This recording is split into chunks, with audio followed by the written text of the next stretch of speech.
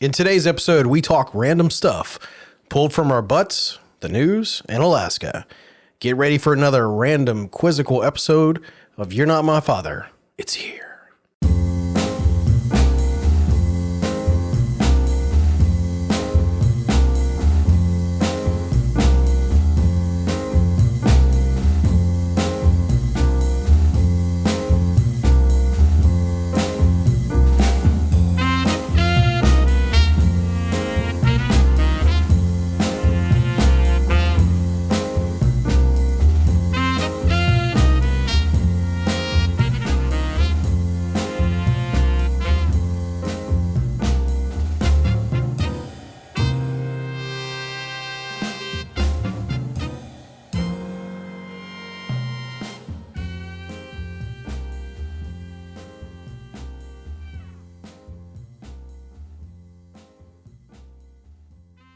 Welcome back to You're Not My Father, the best family-friendly podcast from Alaska and this side of Anchorage, the side that's got snow on it still.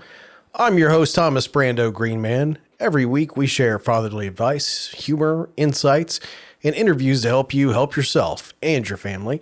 So if you don't have a father, need a supplemental father, or just need really good wisdom, hey, this podcast is made just for you. So kick back and relax. And don't forget, positivity is contagious. And please subscribe to our podcast so you can get notified when new episodes drop, and you'll make me really happy. So without further ado, let's get it on.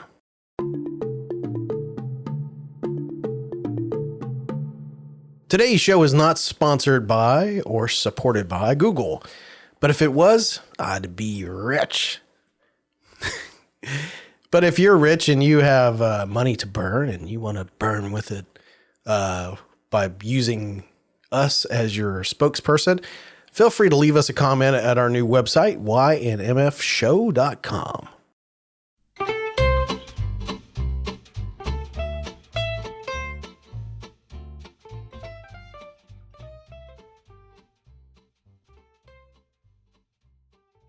So on today's podcast, I've got my good buddy, Luke McKinnon, who is also an Anchorage right from Alaska, but most recently from California.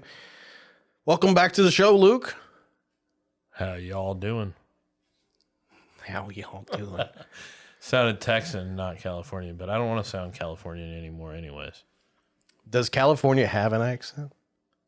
I don't know. People say, like, in the surfing community, hey, man, or whatever. I don't know. It's got a hippie vibe, I guess, in a certain way. Depends on if you're in the North Coast or surfing or whatever, but I would say no. Does Alaska have an accent?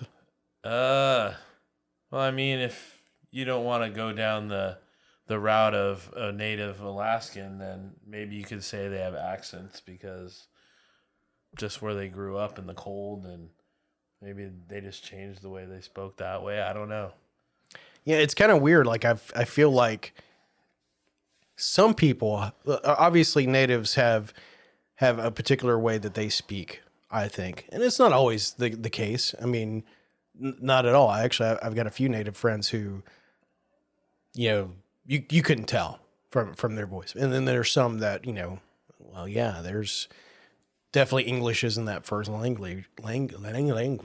English apparently isn't my first language either.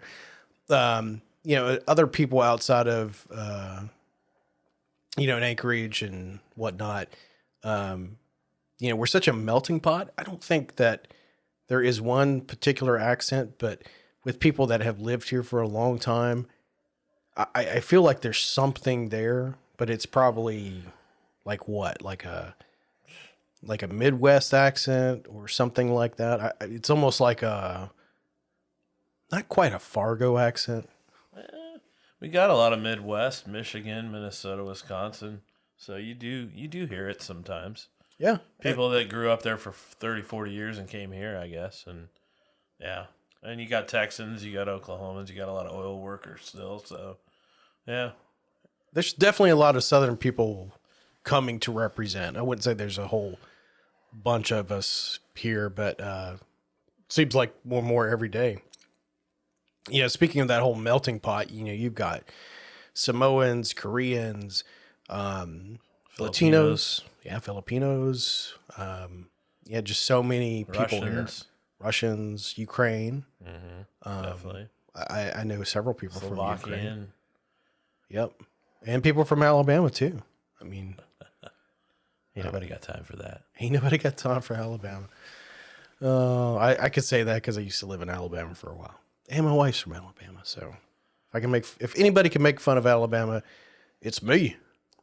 I can do that. So what else is new? So, well, I mean, we've talked about lots of things here in the show recently about weather and whatnot, because what do you talk about in Alaska? You talk about weather. But we've got a Sonic now, and they were open for a little while, and then they closed. If you believe some of the stuff that you read online, it was kind of one of those, oh, well, they shut them down for some reason. But in reality, it was just they didn't have the staff and didn't have enough training. But I actually went and got Sonic for the first time here in Anchorage.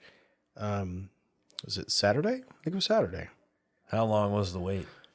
So, so their hours are incorrect online. Even though you'll see somebody I called this morning and they said that their hours are 8. I'm like, that's wrong. So if you go to Facebook, they were saying, they opened from I think it was 10 to 8. And I got there right at 10. I've got 2 drive-thrus open, and I think there was 4 cars in each, not counting ours.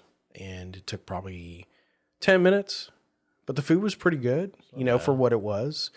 I mean, Sonic is not going to burn up the world in, the cuisine area, but for what it was pretty good.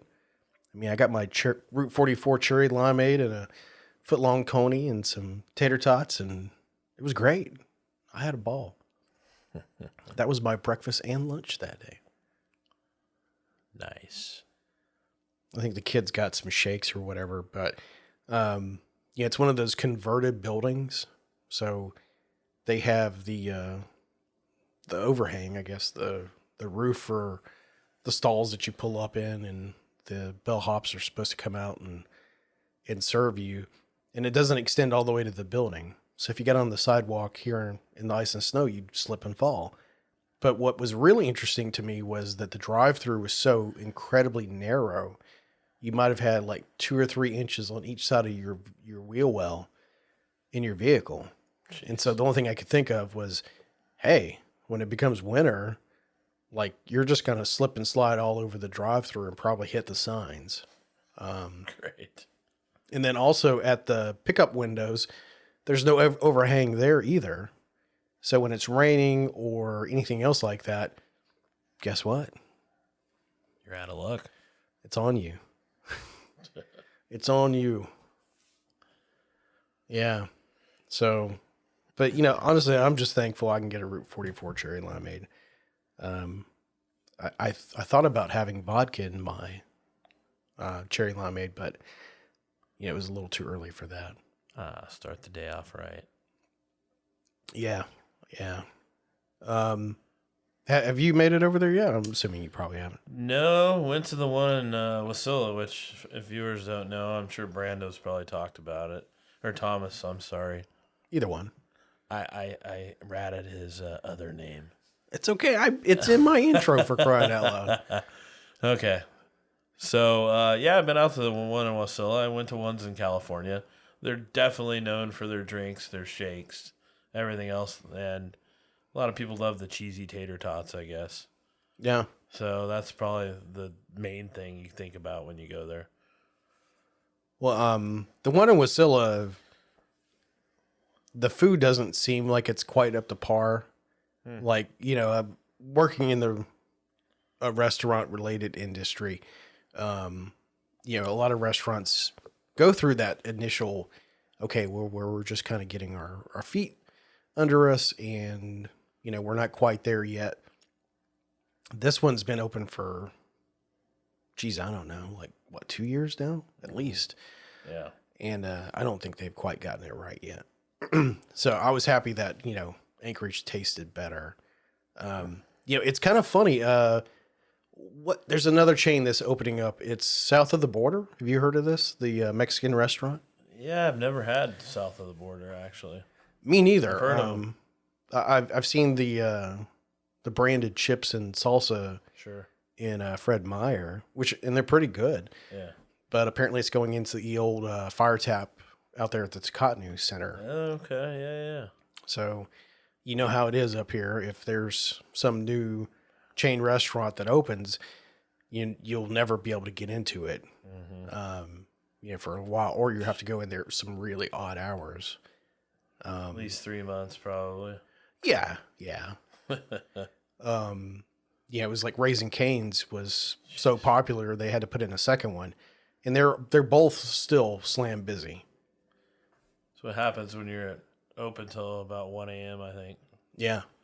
I mean, if there's anything if there's anything people in Anchorage like to do is eat.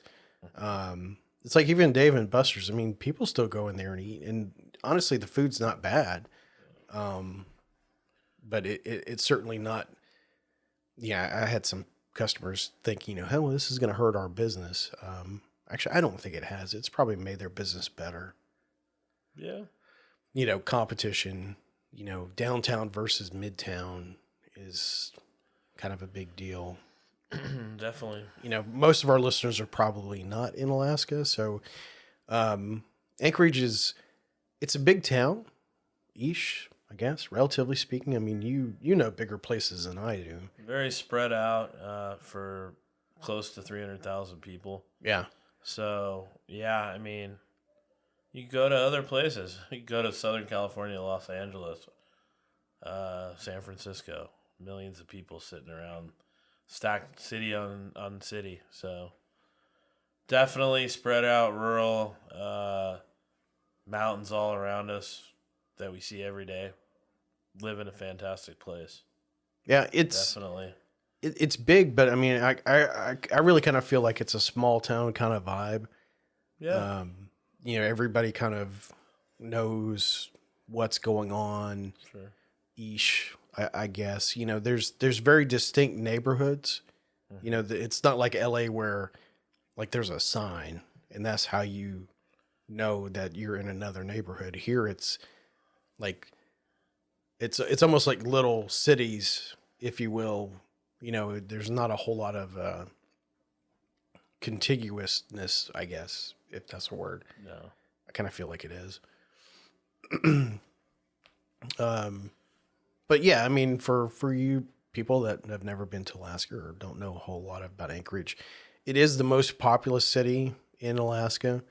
A lot of people come from all over Alaska. A lot of the people in the villages call it the Big Village.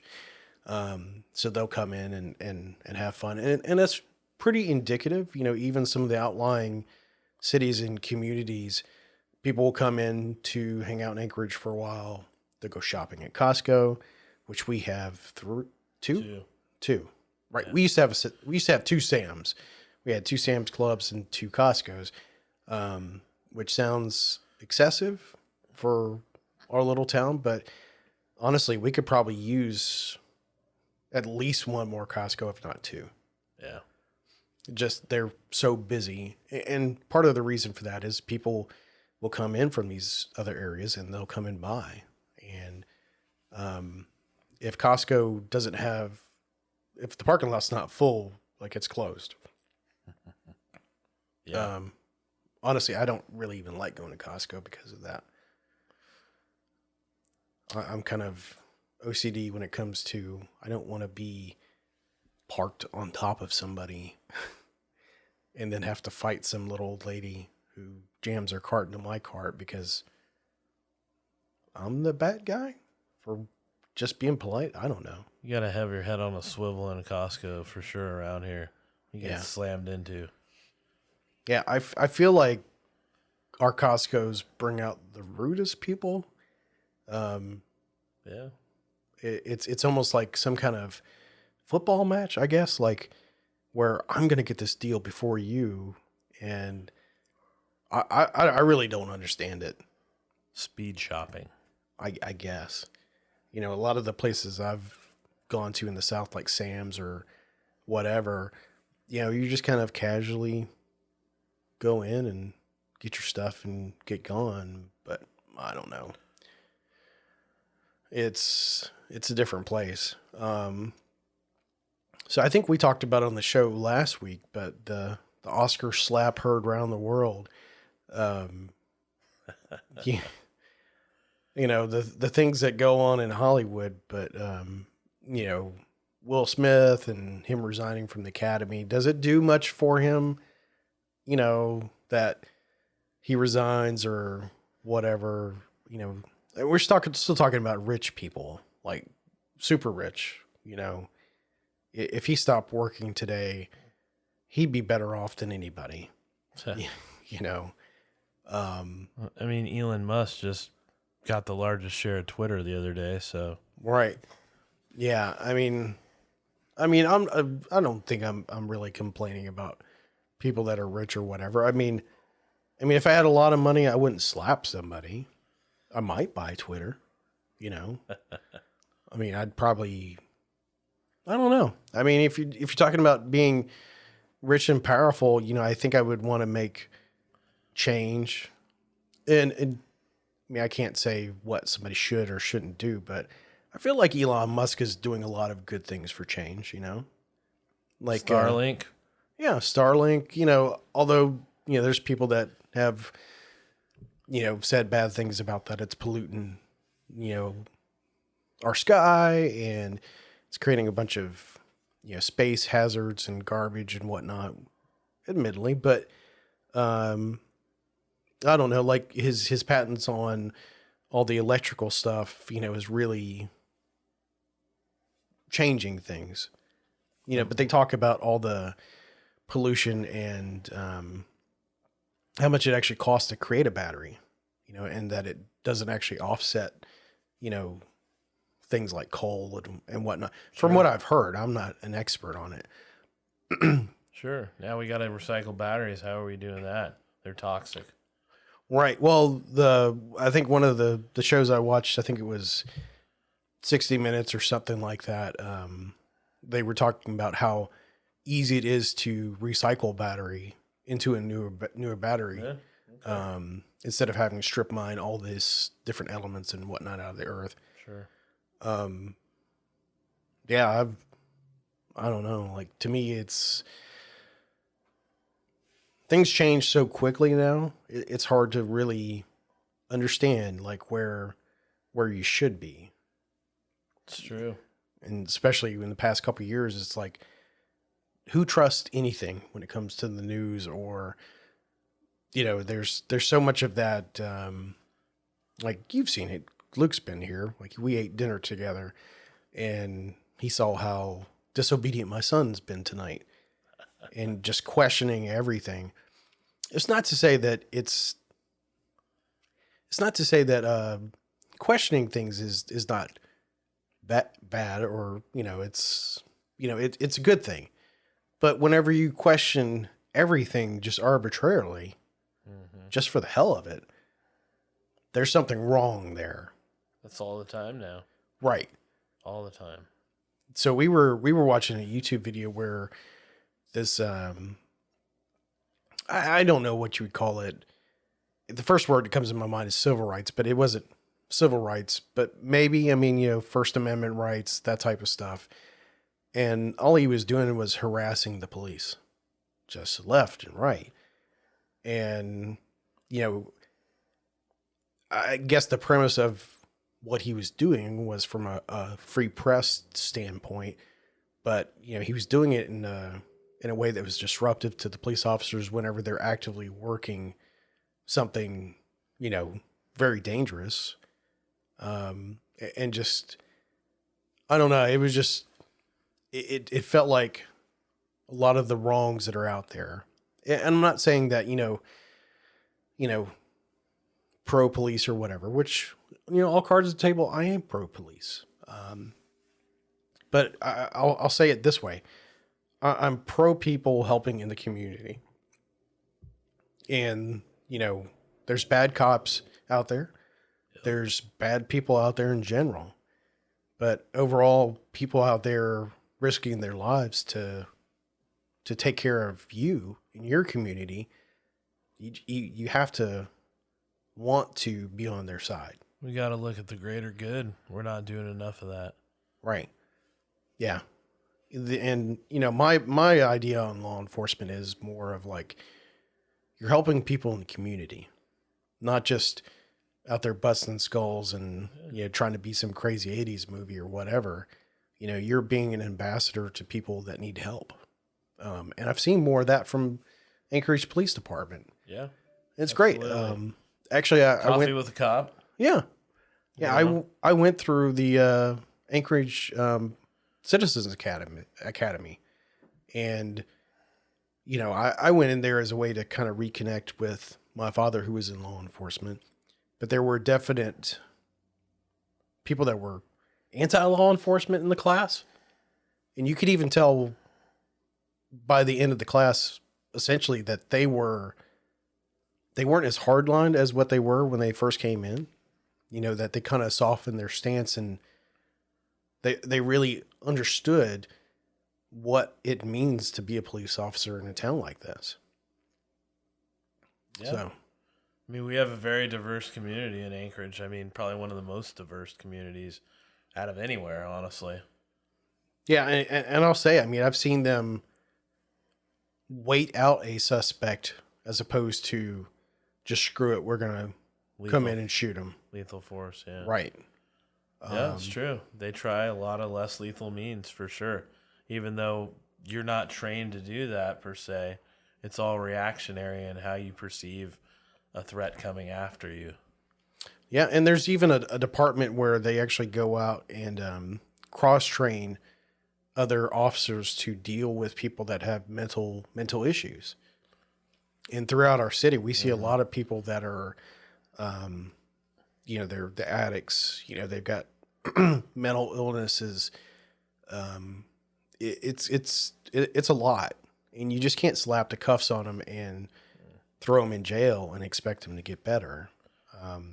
So you've got like the safety patrol. Safety patrol helps out quite a bit. Yeah. You see the vans around all the time talking to people, welfare checks on people that sleep on the streets, making sure they are okay. And yeah, it's good. Yeah. I mean, It's a hard job.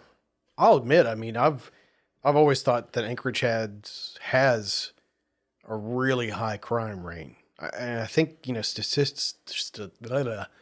statistically speaking, per capita, I think we are one of the higher crime places. Sure. But yeah, I don't know. I don't know where to go with that. I think that if anything, you just have to try to take care of each other and look out for other people. Right. A lot of people in Alaska seem a bit, I don't know. I'll walk that back before I say anything more about it. But there's a lot of rude people in Alaska, and then there's a lot of amazing people in Alaska. And it seems like it's a mix. I wouldn't say that there was one that's predominantly more than the other, but it's odd. I mean, how would you classify it versus California? I mean, people think of California as rude, weird people. I mean, it just depends on where you grew up. I grew up in, a college town in Northern California, Chico, California. About 100,000 people, and then you got influx of college students of 25 to 30,000 during school times. So I would say when school's in, you get a lot more rude out-of-town kids that are coming in from Southern California or the Bay Area and San Francisco, sorry. Excuse me. And so I don't know. I mean, I just think people have changed, or what do you say, the shifts in, I don't know, from when we grew up to now have completely changed the way people perceive things and the way they should be done. So I don't know. It just depends. If you're in an art town like New York or something where everyone's like doing their own thing, don't want to be bothered, sure. That can happen in Southern California. That can happen in San Francisco. My community seemed to be mostly good, with people that were pretty nice. If you asked for directions or whatever else, I don't know about now. Dynamics have changed. Yeah. But I don't know. You got a lot of nice people up here too. I mean, we get tourists up here in the summer, and I can sit at a local watering hole like a brewery, and I overhear someone talking about something that maybe they have a recommendation or something, and I'm like, step in and go, hey, I can help you. What are you looking for? And they're like, oh, thank you so much. That's such a great shortcut, or you should go over here because it's not busy at this time. And people like that advice. I think Alaskans in general, or at least us transplants, are pretty nice people are willing to help people out. So, like when people crash cars in the winter, someone's willing to pull you out of the ditch. Yeah. No questions. Your car breaks down, they're willing to push you off to the side of the road to get you in a safe place. So, I mean, people work together up here, definitely in the winter. Yeah. So, yeah. Yeah. There's like I said, there's some really amazing people, but there's that kind of mix of people that are rude. I don't know. Yeah, they're here. Like, for me growing up in the South, I think, from my rose tinted glasses, going way back in my memory. Oh yeah. Going way back. I think most people, I would say like 75% of people were really good. Like good people. And then 15% were just like racist, redneck. I want to say redneck. I mean, some people take redneck as an offensive term, and some people take it as more of a like a badge of honor. Yeah. I use it as more of a pejorative of ignorant, stupid, that type of thing. Yeah. I mean, it seems like it was overwhelmingly nice. That Southern hospitality type of vibe. Kind of like what you would expect in like Hawaii, but like in Hawaii, I would say, almost everybody was just chilled out and relaxed and amazing. I read something the other day. I don't know if it's true or not, but apparently it's a law in Hawaii that all of the politicians and elected officials and that type of stuff actually have to treat people fair. Like it's like kind of that good vibes only type of philosophy that you have to represent Hawaii in that respect. And I was just like, I could totally see that. And I love that idea. And I can totally see why people love Hawaii, because like I went there and I'm not into like the whole tourist thing or whatever, but like it made me feel good. Yeah. I mean, it was really awesome. So, I mean, I can't wait to go back to Hawaii. Just because of that.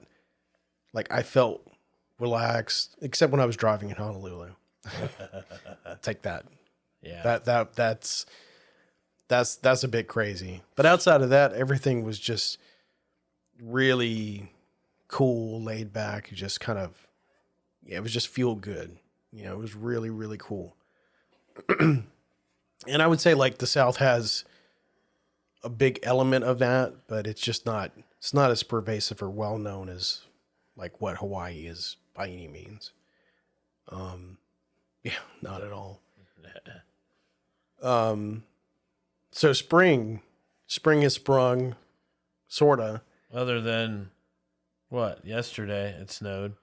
But it melted off by the end of the day and was like 45 degrees. So yeah, so like I would say most of the snow in general, like all the streets are pretty much completely ice and snow free, at least that I've seen. Yeah. At one point this past week, or was it Monday? What's today? Yeah. Oh yeah, it was Monday. Like I would say like half of your yard was mostly gone from ice and snow. And then, yesterday morning I wake up and like snow everywhere. All over my truck. And like, so I've started wearing like really nice shoes again, because during the wintertime you really can't. And I was mad because of that. I wasn't mad. I was just disappointed. I was irritated. I was like, come on, man. Like I got a pair of nice shoes for like the first time in 2 years. And like now I got to run around in the snow and didn't have my gloves on. And I'm going to sweep all the snow off my truck. And yeah. And it was just like, well, is this going to happen all week? Like I'm going to have to push the snow off my truck and then come home, and I don't know. But today it was great. Nothing on my truck. But tomorrow, roads were clean. It might snow some more. Yeah, tell me about it. So we're questioning Mother Nature's intention on us right now, because for most of you don't know, and the darkness, the solstice, or not winter solstice, right, is what, 5 hours and 45 minutes of light is all we're getting at that point. So when we start hitting summer solstice on, what is that, June 21st, we start going kind of flat with the minutes we lose every day. And then it goes back towards winter solstice, where we get the least amount of sun. So in the summer, we love it because we're getting light all the time. We're happy. We stay up late. We fish. We enjoy everything up here. But then by April, when you're having breakup and it starts snowing in April, and you're just like, oh, the streets are clear. The grass is starting to come out. Trees are starting to bud. More movement from animals. See more moose. Then we go, snow. And then we get depressed. Yeah. Yeah, it's like, oh, it's fun time. You can get back to having, kind of regular life, and all of a sudden snow comes back, and it's just like, wrong. So like my watch, I don't know if you can see this, Luke. So I've got an Apple Watch, and one of my favorite watch faces is it shows the sunlight. Horizon? Yeah. So like right now we get 13 hours and 52 minutes of sunlight today. That's awesome. Which is a lot, almost 14 hours. So the sun's up at, I know this is terribly fascinating, like right around 7. And so it's 8 something our time, 8:10 our time. The sun won't go down until right at 9. About 9 o'clock, yeah. Yeah. And so, in the next month, we'll probably gain at least another hour. Yep. Or more. Everyone's mood changes as soon as April hits. Yeah. You get snow, you get really upset, and everyone is talking about it all day long. Then we hit May, and it's gone, and everyone's out doing their thing. Everyone's ready to go. Camp, fish, whatever. Yeah. Hike, walk, just be outside. That's what we live for up here in the summer. Deal with the winter. Yeah, a lot of the restaurants if they don't have a deck that you can go outside and drink and eat or whatever, usually they're not, this isn't that busy for them, so to speak. We're not as busy unless it's a rainy day, and then everybody comes in and, that type of deal. So it's just kind of one of those, like, sunny days, their numbers will drop because, everybody's out doing something. It's like in our holidays, like 4th of July or any of the major summer holidays, everybody's gone. They leave town, they're camping, they're out doing stuff. This is a funny story, funny to me. Well, it wasn't funny at the time when it happened, but I tried to go camping. I forget which holiday it was. I don't even know if it was a holiday or whatever, but I was like, I'll go camping. We'll take a few days off and we'll go get a camp spot, because in a lot of places you can't reserve a spot. You just have to kind of show up and get there ahead of time. And we rode around for a whole day, had the whole vehicle packed up, we'd taken the day off, and we couldn't find one single spot to camp. And you're thinking, this is Alaska. Can't you just camp anywhere? Well, no, not really. I mean, you could maybe, but it's as big a state as we have, you would think, oh, you can just do anything just anywhere. And it's really not the case. A lot of the land's private. And then if you do camp somewhere, you have to camp in a certain spot. It's definitely not as freedom, last frontier as kind of what you would think. It's like, me and Luke both love to shoot, like guns, just in general. It's hard to find a place to shoot up here unless it's like an actual gun range. Now, some people will tell you can just shoot just anywhere. And I guess technically you can, but you really can't. So it's, that's one of the more frustrating things about being in Alaska, I think, is, the legalistic aspect of it. Or if you are going to go camp and do these things, you have to, know somebody, pay something, make reservations. If you can take a reservation like 6 months in advance, I'm not even kidding. Or go out and do something super primitive and hike miles in to go camp somewhere. It's weird. You can definitely do backpack camping. A lot of trails here. Yeah. Yeah. For sure, but you definitely got to put the effort in. Yeah, you're going to... It's not glamping. Yeah, you're going to camp. You're going to be like ultralight camping with, super light stuff because you had to hike several miles or up a mountain, down in a valley or pack it in, whatever. Pack it out. Yeah. Yeah, so like the whole... Like we're going to take the family camping. It's like, no, you need to plan that in advance. You definitely have to do, and we have public use cabins here that you can get, but you've got to look as soon as they open up, whenever the website allows them to be open. Which was like 2 months, 3 months ago or something. Yeah, probably around then. You can find stuff during the week sometimes, but good luck with weekends. If you're off weekends, you're not going to get it. Yeah. Yeah, there's, we went out to Lake Eklutna because that's where we wanted to camp that one time. And so we got there on a Thursday mid-morning. They were all packed, like for the entire weekend. Yeah. It was like other people that wanted to go camping that weekend did just like what I'd done and got off even earlier. They were like, we're not going to get off on Friday. We're not going to get off on Thursday. We're going to get off like on Tuesday or Wednesday. So we can be camping that weekend. It was just like, it's nuts. Usually Sunday is a good time to find a camp spot. Yeah. Yeah. I mean, if you don't have a regular job or, Yep. I don't know. It's like when I go around town during the day and there's people just doing nothing at a coffee shop. And I'm like, are you independently wealthy? Get a job, you bum.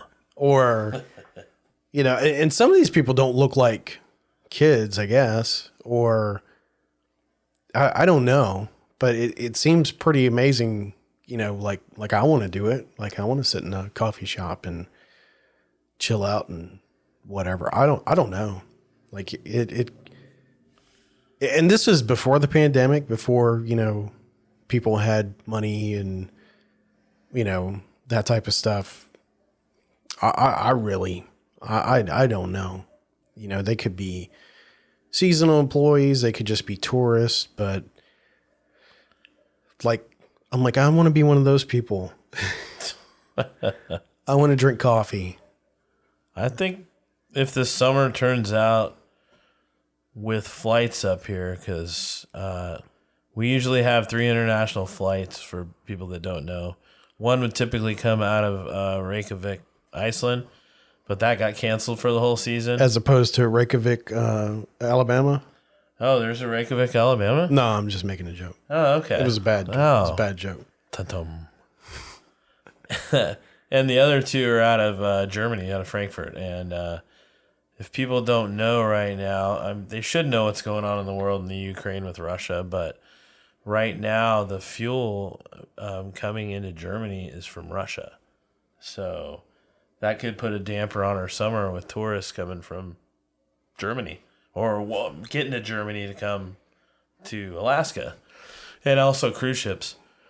I mean, fuel. Everything's to do with fuel right now, and that could be interesting. It's either going to be busy here or it's going to be like it's been the last 2 years. Yeah. Yeah, Alaska's so tourist-driven tourism and oil, which, incidentally, I guess this year is probably a big deal for us or for everybody. For our family vacations and whatnot, we don't want to do anything in the summer, like leave Alaska, fly somewhere, just because it's so nice. It's like, save that vacation for after summer or whatever. But, I think we're planning on doing a Disney vacation because none of our kids have been to Disney. I haven't been to Disney since I was like probably Conan's age, like 7 or 8. And like whenever I was in high school, I was like, when I get married, I'm going to get married at Disney and I'm going to stay on property and I'm going to do all this cool stuff. Well, that didn't happen. So like this year, I'm like, I want to make these kids' dreams come true, but it's really kind of my dream. But I want to stay on property and do that. So we're probably going to do that, fall, winter this year. But getting out and doing stuff here in Alaska, like we're so ready to do that. Like I really need to plan like a real camping trip and go ahead and do that. Like, reserve a cabin, just make it happen. What was it? Oh, right. Yeah. I was thinking about, so the kids have missed so much time because of COVID and illnesses and, yeah. So, I mean, they've obviously missed a lot of school, and then they miss school because of like COVID lockdowns and whatnot. And I almost kind of feel bad about pulling them out of school to go do a vacation during school time. But you know what? I don't care. Like, if it's a week and they miss a week of school, so what? Like, like we just don't have those opportunities here in Alaska to do much stuff. It's like most of the school year literally is probably ice and snow. Yep. Like you just don't get those opportunities. So yeah, it's, you can't really take a vacation in Alaska during the wintertime. I mean, you could, but you're going to Hawaii if you're getting out of here right in the winter. Yeah. Or somewhere nice and warm and exciting, but Hawaii is such a great place to go get it done. 6 hours to get there? 6.5 hours? 5.5. 5.5. Okay. 5.5. Yeah, it's just a really easy, straightforward flight to get to somewhere very nice in the winter. Yeah, it's 3.5 hours to get from here to Seattle, and then you've got at least 2 hours to get somewhere else. Minimum. So why not just get a direct flight to Hawaii? Right. It's pretty slick. The other thing that I'm super ready for is grilling. As a father, you've got that duty that you have to pull out the grill. Mr. Beef Brisket. Right. You've got to load the grill with tasty meat, put it on a bun, and eat. Yeah. So I'm ready to do it. So we're celebrating Passover next week on Friday. We're not super religious, but it's something that we do. And, it's going to be great. I don't know if I'm going to be able to get to the grill from all the snow and ice and make a big to-do and do a proper brisket, but I'm definitely going to do something tasty meat related. And yeah, we're going to have a good time. So if you don't know what the Passover story is, have you ever seen the movie 10 Commandments? Actually not. What? I know who's in it. So 10 Commandments is a classic movie. Cecil B. DeMille, Charleston Heston, the guy with the bald head, Yul Brynner. Yul Brynner. Right. Really great movie, really long movie. Some people call it the Easter movie. It's really a Passover movie. Either way, really, really great story. It's the story of the Jews' exodus out of Egypt. And, So I've got a buddy of mine that works with me, and he's always talking about when are you going to put lamb's blood on my door during Passover? And I'm like, you can't do that. I'm like, that's yeah. Long story short, you just don't do that anymore. But I thought about it, and so, so one of the things that we do during Passover, I do, is I will play "Creeping Death" by Metallica. So "Creeping Death" Passover song. It's a Passover song. It's actually talking about that whole incident during Passover, where to kill firstborn Pharaoh's son, I'm creeping death. Yeah. Anyway, so I was thinking, I was like, what if I did a video where I put Conan in some kind of Israelite garb, and then have him putting lamb's blood on his house, the door seal. And then like later on, like at night, like I'm dressed like the angel of death. I've got this big sword. And he comes out of his house and he's like, what do you want? And then, kind of like in the Terminator, where he looks at the door frame in the police department and he's like, I'll be back. That type of stuff. I thought it would be funny. Would I really do it? I mean, I've got tons of great ideas, but unfortunately, I don't really execute all of them very well. Get it? Execute. Anyway, so the Passover story. So one of the other things, you break the afikoman. Anyway, we won't get into it. It's funny, but either way, you have to barter for the afikoman, and I'm not sure what kid is going to get the afikoman and what I'm going to have to give up in order to get it back, but we'll see. I'm sure it'll be expensive. I think the last time it was like $200 worth of Pokemon cards. Whoa. Yeah.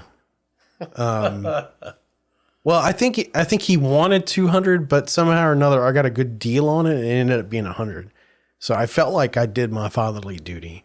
Like I made a deal, and I sealed the deal, but I got it for 50% off. So there you go. I felt like I did a great job.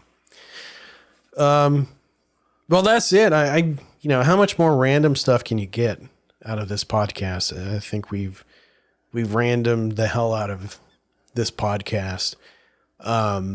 Next week, I think we'll actually have a proper episode with some really great advice. But this time was just kind of more of another kind of fun, kind of talk about some stuff and get somebody else on the microphone besides myself. Second time. Second time. What do you want? Like a pin for that? Second time. Hey, it's not my first. All right. So thanks again for listening to another one of our podcasts.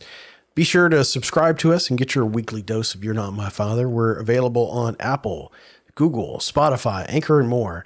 And if you found this podcast useful, please spread the word on social media. Tell your friends, your pets, your friends who you make come over and record podcasts just like this one, or anybody else who will listen.